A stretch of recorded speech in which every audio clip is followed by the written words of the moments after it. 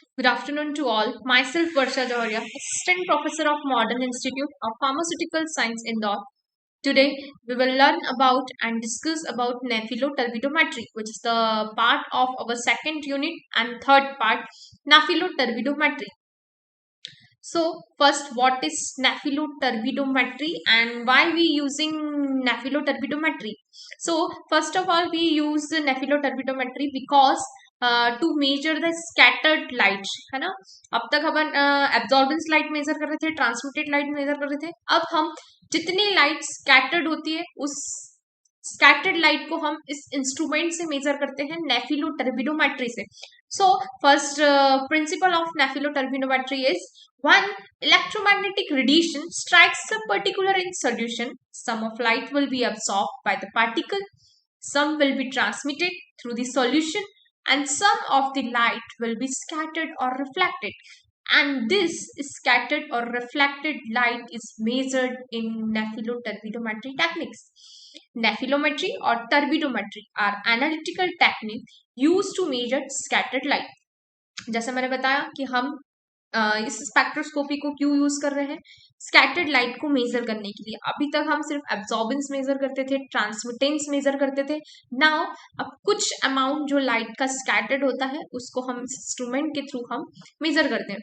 The amount of light scattered is proportional to the concentration of insoluble particles, that Tyndall effect, scattering of light by particles in a colloid or suspension. अब scattering किस में होगी?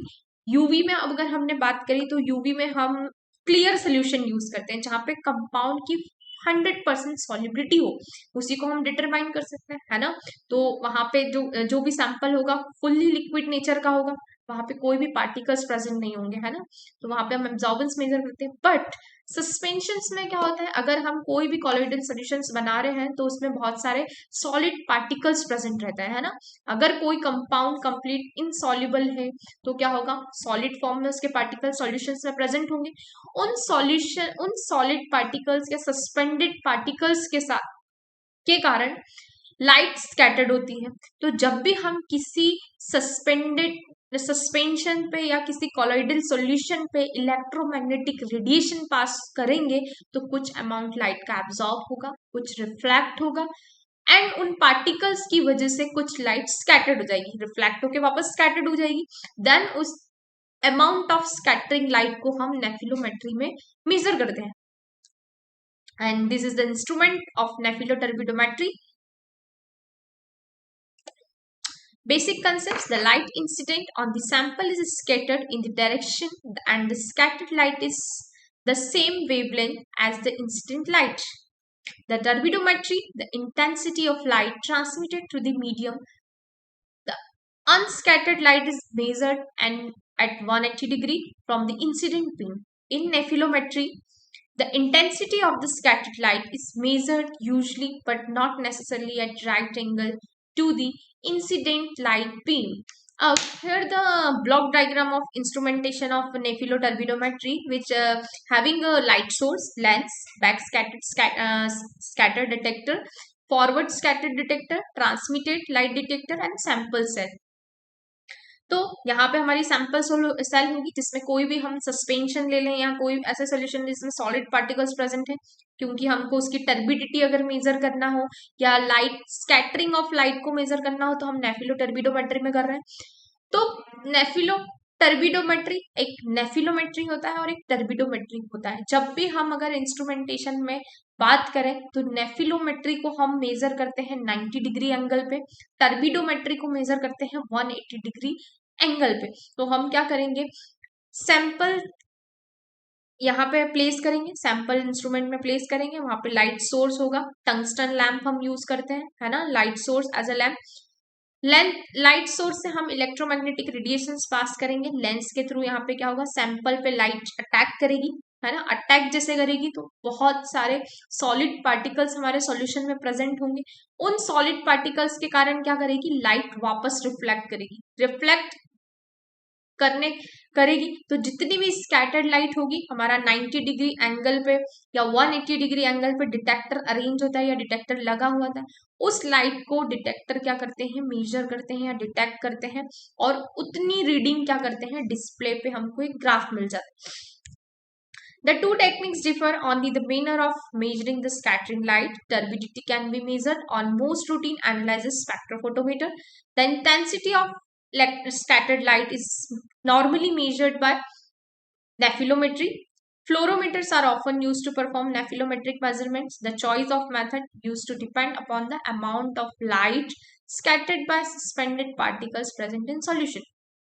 दो तरह का है, टर्बिडोमेट्री and नेफिलोटर्बिडी। तो जो हाईली कॉन्सेंट्रेटेड सस्पेंशन रहते हैं उनके लिए हम टर्बिडोमेट्री यूज करते हैं, जो लो कंसंट्रेटेड सस्पेंशन रहते हैं उनके लिए हम नेफिलोमेट्री यूज करते हैं for more accurate results. So light source cuvette में जैसे यहाँ पे आप देख रहे हैं सॉल्यूशन है, हमारा सैंपल है, सैंपल में छोटे छोटे आपको पार्टिकल्स दिख रहे हैं।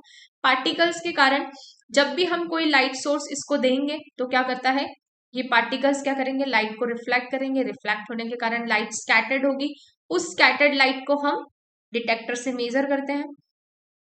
टर्बिडोमेट्री में 180 डिग्री पे डिटेक्टर है ना, राइट, 180 डिग्री पे डिटेक्टर अरेंज होता है, उस पे मेजर करते हैं, एंड 90 डिग्री पे नेफिलोमेट्री। टिंडल इफेक्ट, जैसे टिंडल इफेक्ट में होता है कोई भी सॉल्यूट कॉलोइडल सॉल्यूशन से लाइट टकरा के स्कैटर्ड हो रही है ना। Light scattering is physical phenomena resulting from interaction of light with particles in solution. The longer wavelength light is more transmitted, shorter wavelength light is more reflected. अगर wavelength absorbance ज्यादा आ रहा है मतलब लाइट ज्यादा ट्रांसमिट हुई है, absorbance ज्यादा हुआ। अगर कम वेवलेंथ है, शॉर्टर वेवलेंथ है, तो लाइट ज्यादा रिफ्लेक्ट हुई है। Factors affecting particle size, wavelength, हाँ पार्टिकल साइज। अब जैसे मैंने बताया कि जो अमाउंट ऑफ स्कैटर्ड लाइट होगा is directly proportional to the